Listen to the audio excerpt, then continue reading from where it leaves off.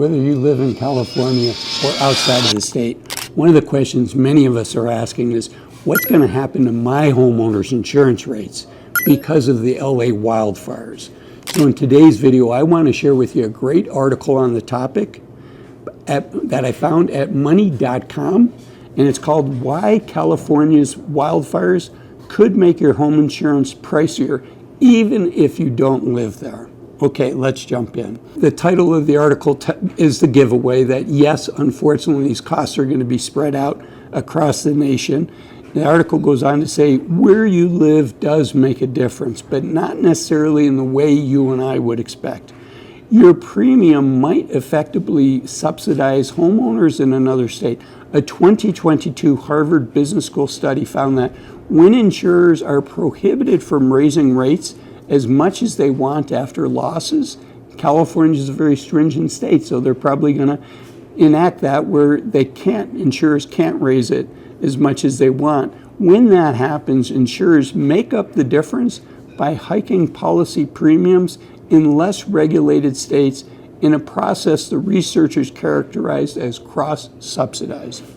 So unfortunately, if we live out of California, we're probably going to be cross-subsidizing this situation.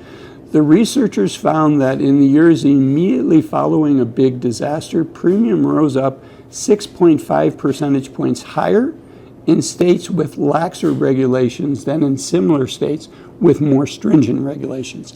Now, it's important to note the article doesn't say it goes up by 6.5%.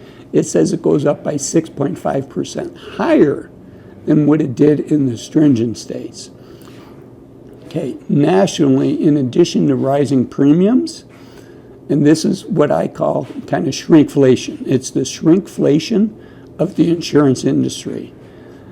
Seifert predicts that insurers will get creative with the ways they mitigate homeowner sticker shock. What's typically covered in a standard home insurance policy could shrink. For instance, coverage might include the cost to rebuild the structure, but not to replace the personal items, from appliances to furniture to electronics, inside a home destroyed by fire. So it's really it's always important that when our policies come up for renewal, we understand what may have changed from the previous year, and we understand what's covered and what's not covered. And the article goes on to say, we are marching towards a future where insurance is not going to be available or affordable. David Jones, the director of the Climate Risk Initiative at the University of California, Berkeley School of Law, told the Washington Post. Okay, so what do we do in a situation like this? First, it's always important to shop around and to make sure you're getting the very best rate that you can, and to be an educated consumer and to understand what trade-offs you're making. For instance, in my state, and I think in a lot of states, earthquake insurance is excluded from my standard policy. I can add it on, and I can tell you, I live in Utah, and in 2020, shortly after the pandemic, Salt Lake City experienced its first earthquake since I lived there. And boy, was I glad to know that, yes, I did have the earthquake insurance. That gave me peace of mind. But, you know, there are all kinds of add-ons, and we each have to make our trade-off. But, you know, the nice thing about as we're preparing for retirement is we only have to become financially independent once.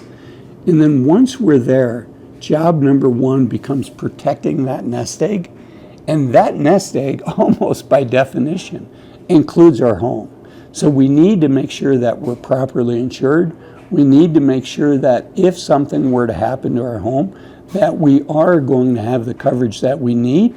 And unfortunately, it's just like healthcare coverage, right? Fidelity tells us that even once we get on Medicare at age 65, the average American the average single person is facing a little over $155,000 of medical costs.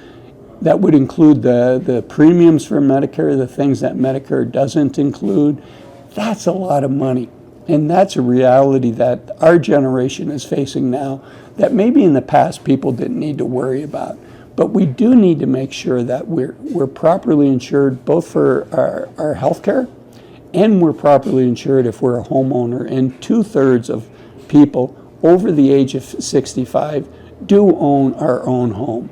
And it's critically important because, boy, facing a disaster like that and not having adequate homeowners insurance could completely derail your plans. And once you've retired, right, you only have to become financially independent once, but once you've retired, it likely would be very hard for most of us to be able to get a job at the pay that we're currently at.